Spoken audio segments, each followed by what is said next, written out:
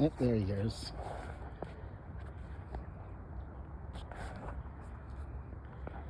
Now you can't see him because I wanted to get a picture right on that. And there he goes. And there he goes. And Fox just sitting there. The dogs didn't see him, but I saw him this time. I'm wondering about this, all this domestic terrorism that the government keeps talking about, and it's interesting. They keep saying how there's domestic terrorism, and it's always coming, supposedly, it's this danger from the right. But yet, it's the left that does all these protests to go violent. For the most part, you're not having a bunch of people from the right out there breaking the windows and looting. It's your Antifas and all your BLM people doing those kind of things. So I'm not saying there's not, certainly I've said this so many times, it's all math. Of course you're going to have people from the right who do bad things. Of course there's going to be people that would plot to do bad things.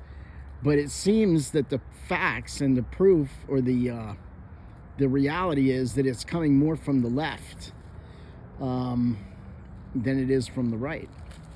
And it's also interesting, at the same time, our government is allowing and facilitating all these immigrants from other countries to come in here.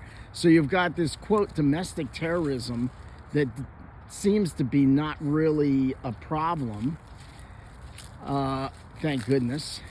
And you've got left-wing riots and protests, and how we had the January, 6th issue. But the same thing happened just a couple of weeks ago. This January 6th was an insurrection, and yes, it was a different set of circumstances. But this issue, I think it was, I want to say Palestinian protesters, but I'm not sure, in a state house took over and did virtually the same thing or worse, and it was just a protest. So, it's all how you script the narrative. It's all who's writing the story. And since the narrative is giving us the perspective we're supposed to be hearing, the government's throwing and the media is throwing at us, is that socialism and anything goes as far as sex. I can be a man today and a woman tomorrow. That's called moods. That's called feelings and moods. That's not called reality. That's just today somebody, quote, thinks they feel more feminine even though they're a man. Tomorrow they feel like, I don't know, getting out there and conquering the world. I guess that means they feel like a man that day. So we got this narrative being pushed by our government and then by the media and Hollywood and all the rest. And trying to push this thing about domestic terrorism, infiltrating the Catholic Church, because supposedly the traditional Catholics are another part of this right-wing issue. And yet they haven't done anything, but we had protests for a whole summer, and billions and billions of dollars of damage and injuries occurred. But yet they're going to try to infiltrate traditional Catholic Church, Catholic parishes. And meanwhile, you've got literally what could be considered an army of different countries of young fighting age men, for the most part, coming into this country. Now, I know a lot of times the husband will come over first and then, send for his wife and kids. But it's awfully convenient how they're turning the left and the right against each other when they're both American. Although, one side is a little bit bizarre with their ideas. Anyway, yeah, it's very interesting, very suspicious, I would say. pushing us to be against each other. At the same time, you're trying to divide the country between American citizens with conservative, say, views and more bizarre liberal views. And I don't mean liberal in the classic sense, but the bizarre socialist kind of anything goes way that they're talking. And meanwhile, at the same time, they're allowing armies of different people, whether it's from South American countries, South Salvador, allowing gang members in. Certainly there's gang members coming in.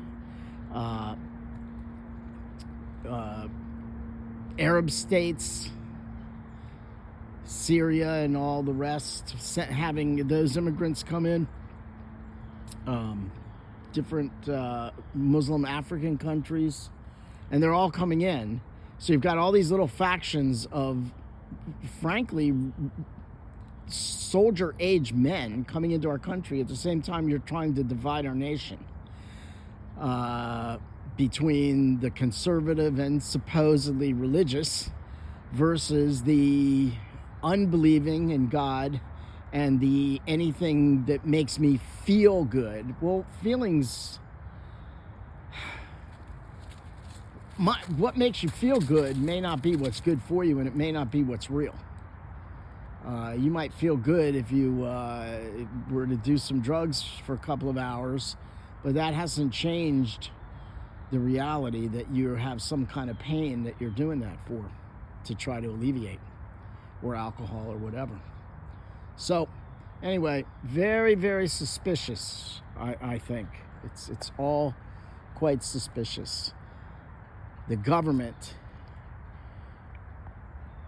dividing us, the government dividing the people against each other while they allow military age men from other countries, varied other countries, to infiltrate our country and facilitate that, helping them to move from place to place and be right embedded in us. It's all very, very suspicious, if you ask me. Very suspicious. Not the way. This is no way to run an airline, as the commercial used to say. No way to run an airline. We're Americans. We pulled together during the wars, the two great wars. We pulled together during different tragedies, 9/11. But in the last decade or more, how soon they forget. So remember to pray.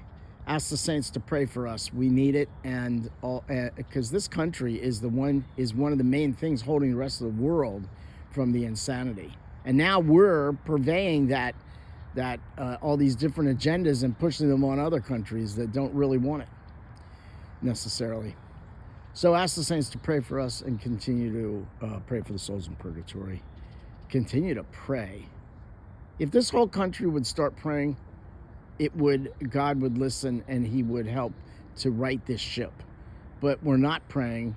In fact, too many of us are saying, I'm just giving up. I don't even believe God could help if he wanted to.